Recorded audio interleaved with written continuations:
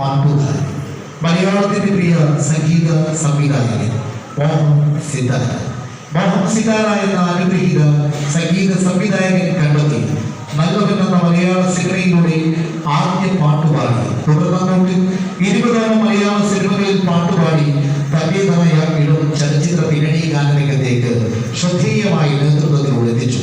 മലയാളികളുടെ മനസ്സിൽ പാട്ടിന്റെ കുർബാൻ ചാർത്തിയ കൈരളി TV പട്ടുമാലെന്ന മനോഹരമായ ഷോയിലൂടെ വിധികർത്താവായി സേവനം ചെയ്തു.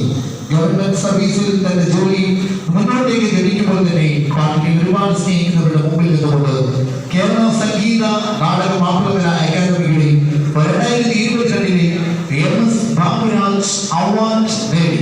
ഫിഫ 2022 ഏറ്റവും നല്ല ചലച്ചിത്ര പിന്നണി ഗായകനുള്ള അവാർഡ് നേടി.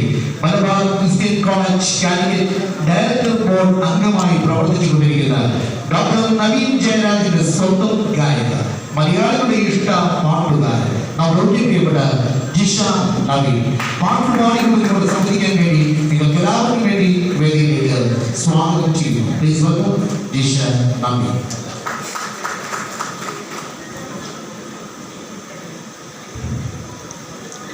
വേദിയിലിരിക്കുന്ന ഏറ്റവും ബഹുമാനപ്പെട്ട വിശിഷ്ടാതിഥികളെ, സദസ്സിലെ ഏറ്റവും പ്രിയപ്പെട്ടവരെ, ഇത്രയും ഓസ്പീഷ്യസ് ആയിട്ടുള്ള ഒരു ഒക്കേഷൻ്റെ ഭാഗമാവാൻ സാധിച്ചതിലുള്ള എൻ്റെ സ്നേഹവും നന്ദിയും അറിയിക്കുകയാണ്.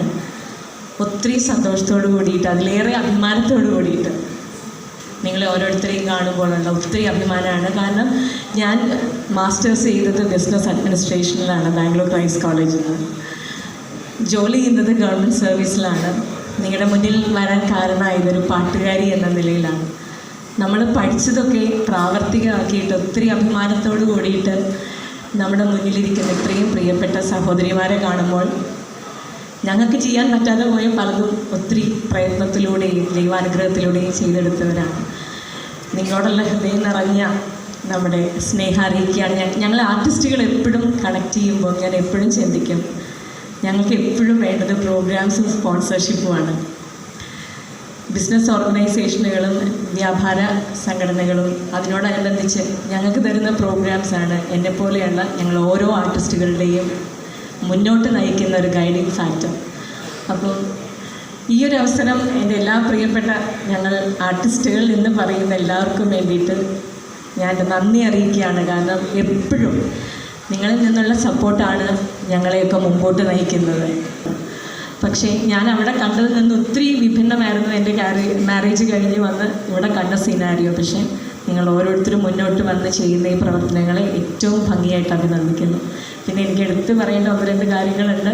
എനിക്ക് ഏറ്റവും പ്രിയപ്പെട്ട ഷീല ചേച്ചിയാണ് ഞാനിന്നിവിടെ വരാൻ കാരണമായത്. അതിലും ഒരു കാര്യം പറഞ്ഞുകൊണ്ട് പലപ്പോഴും ഞങ്ങൾക്ക് എൻ്റെ അനുഭവം പറയുകയാണ്, എനിക്ക് എപ്പോഴും കൂടുതൽ സപ്പോർട്ട് കിട്ടിയിരിക്കുന്നത് ആണുങ്ങളുടെ അടുത്ത് നിന്നാണ്.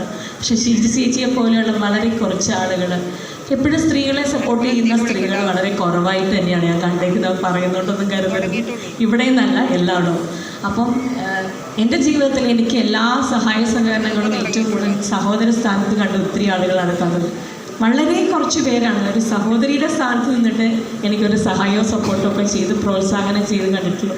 അപ്പോൾ ഷീല ചേച്ചിയോടുള്ള ഹൃദയം നിറഞ്ഞ സ്നേഹവും നന്ദിയും അറിയിക്കണം.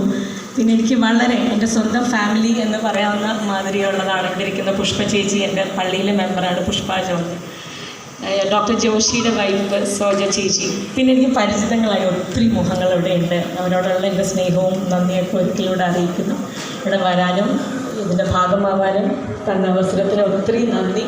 പാട്ടുപാടാനാണ് പറഞ്ഞിരിക്കുന്നത്. എല്ലാ ആശംസകളും ഇതിൻ്റെ ഓർഗനൈസേഷനുമായിട്ട് മുമ്പോട്ട് പോകുമ്പോഴായിട്ട് എന്ന് ആശംസിക്കുന്നു. പാട്ടിപ്പോഴാണോ പാടേണ്ടത് അറിയില്ല, ഇപ്പോഴാണോ പാടേണ്ടത്?